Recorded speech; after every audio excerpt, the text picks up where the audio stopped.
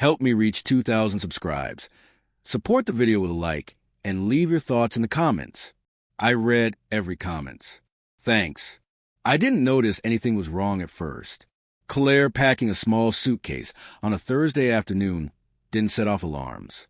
She traveled light, always had, a weekend bag, a neat stack of clothes, her favorite perfume placed carefully on top.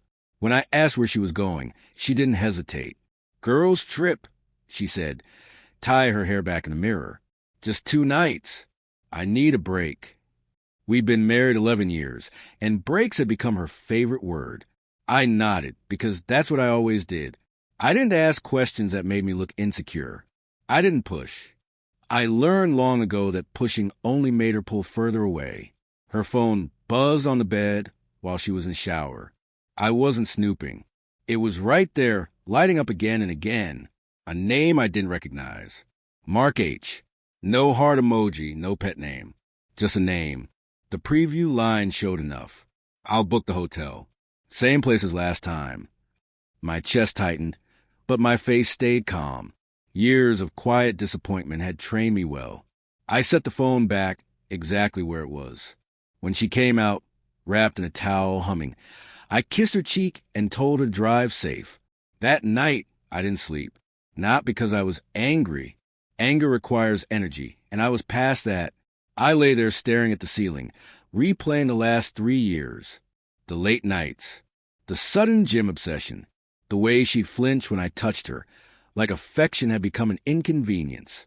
I thought about all the dinners I ate alone, the excuses I defended for her to friends, the version of her I kept loving even as she slowly disappeared. Somewhere between midnight and morning, something settled inside me. Not rage. Clarity. By Friday afternoon, she was gone. Her side of the closet looked hollow, like a smile missing teeth. I stood there longer than I should have, then grabbed my jacket and went to the bank. I didn't rush. I didn't panic. I simply started doing things I put off because I believed marriage meant patience. I sat with a financial advisor and asked quiet questions. I called an attorney recommended by a co-worker who'd been through something similar. I didn't tell anyone why. I didn't need sympathy. I needed information. Claire texted me that evening. "Made it. Service might be spotty." I replied with a thumbs up. That was it. No accusations. No begging. I spent the night organizing files on my laptop, scanning documents I hadn't looked at in years. Mortgage papers, account statements, policies. I noticed how much was in my name alone, how many decisions I'd handled without ever asking for credit. I slept better than I had in months. Saturday morning. Curiosity got the better of me. Not enough to confront her, just enough to confirm what I already knew. I opened a shared cloud folder we'd forgotten about years ago. Photos synced automatically. There it was. Claire on a balcony I recognized from Mark's social media, wine glass in hand, hair loose, smiling the way she hadn't smiled at me in years. The timestamp told me everything. I closed the folder gently, like it might shatter if I slammed it. I spent the rest of the day preparing. I transferred nothing. I canceled nothing. Not yet. People think revenge is loud. It isn't. It's patient. It's paperwork. It's understanding leverage before you ever touch it. I cooked myself a proper meal, something I hadn't done in a long time, and ate it at the table instead of the couch. I realized I wasn't sad. I felt oddly focused. Sunday evening, Claire called. Her voice was light, relaxed. "I'll be home late," she said. "Traffic." I told her okay. When she walked through the door hours later, sun-kissed and careless, she hugged me like nothing had happened. I hugged her back. Over her shoulder, I looked at the suitcase she set down and thought about how much easier it is to pack when you think you're leaving with control. She went to shower, and I sat alone in the living room. The house was quiet, but for the first time, it didn't feel empty. She thought the weekend was her escape. She had no idea it was my beginning. I didn't know how the next conversation would unfold, but I knew one thing for certain. I would never beg for honesty again from her. By the time Claire stepped out of the shower, wrapped in a towel and humming to herself, I had everything set, not with alarms, Not with shouting, not with confrontation. I wanted the reveal to hit her like the quiet weight of inevitability. I didn't need to yell. I had planned every detail. The house was still. The only sound was a faint hum of the dishwasher, as if it were a witness. I poured myself a glass of wine, the same brand she always pretended to like, but never touched. I carried it to the living room, sat on the couch, and waited.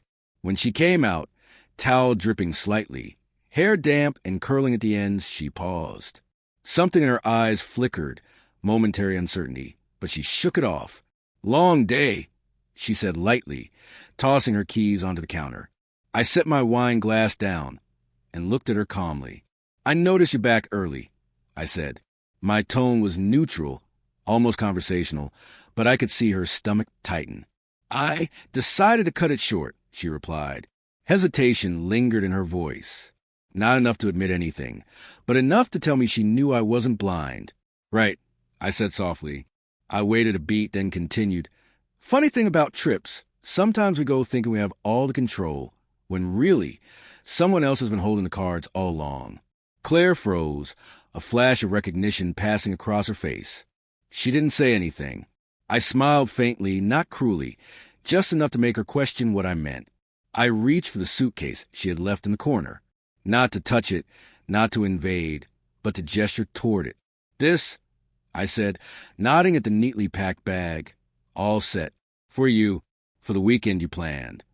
My voice was calm, even, but the pause that followed stretched long enough to feel heavy. "Funny, isn't it?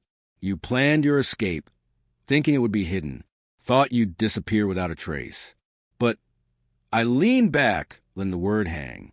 I had my own agenda." Her lips parted slightly. What are you talking about?" I stood, walking slowly toward the kitchen, hands in my pockets. "I didn't need to follow you," I said. "I didn't need call, check, or even question. I just waited."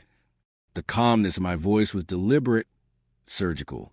"I waited while you packed, while you smiled at your phone, while you imagined freedom from me." Claire's eyes widened, a mixture of fear and confusion. She took a small step back. You knew?" "I always know," I replied. "Not because I'm suspicious, not because I don't trust. I know because I pay attention. I remember the little things that matter. And I notice when someone stops noticing me." Her hand went to her mouth. "Lucas, I cut her off gently. "Don't. Not tonight. You don't get to explain, justify, or excuse. Tonight, you just listen." I moved to the living room table where I had quietly gathered every document, every confirmation, every piece of information that mattered. Nothing dramatic, nothing flamboyant, just evidence. Mortgage statements, travel bookings, bank transfers, all neatly organized. I opened the folder. She didn't move closer. She didn't leave. She just watched, realization slowly dawning. "You see," I said, pointing lightly, "this isn't about revenge. It's not about punishment. It's about clarity. About showing what's been here all along, unnoticed, while you planned your little weekend of excitement." Her face paled. I could see the flicker of panic as she realized she wasn't in control. Not over the weekend, not over the truth. "I didn't change anything overnight," I continued. "I didn't delete accounts or call anyone. I didn't cancel trips or block contacts. But I did something better. I prepared. I made sure that when you came home, thinking everything was the same, the balance had already shifted." Claire stepped back, her towel slipping slightly. She swallowed, trying to mask the fear that had taken residence in her chest. You're serious?" "I've always been serious," I said, walking toward the window and looking out at the quiet street. "Serious about us. Serious about my life. Serious about not being invisible anymore." She didn't speak. No excuse, no defense. Just a realization that her secret, her carefully crafted plan for escape, was irrelevant. I had already adapted, anticipated, and reclaimed the quiet power she thought she held. I finally turned back to her. "You can pack. You can leave. You can pretend like none of this matters. But make no mistake, nothing is unnoticed. Nothing is unaccounted for. And most importantly, nothing changes who I am. Not now. Not ever." Claire's eyes filled with tears, not of joy, not even regret, but shock. Shock at the fact that I hadn't panicked, hadn't begged, hadn't raged. I had waited. I had observed. I had acted quietly, efficiently, and with intent.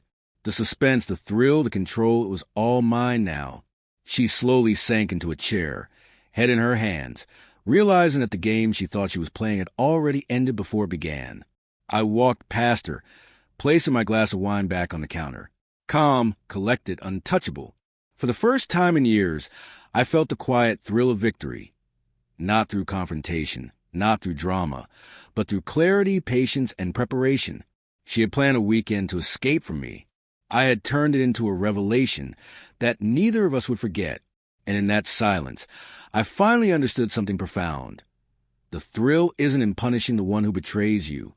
The thrill is in reclaiming your own life, your own dignity, and quietly watching the scales tip back to where they always belonged. No shouting, no chaos, just a quiet, unshakable triumph that she could never erase.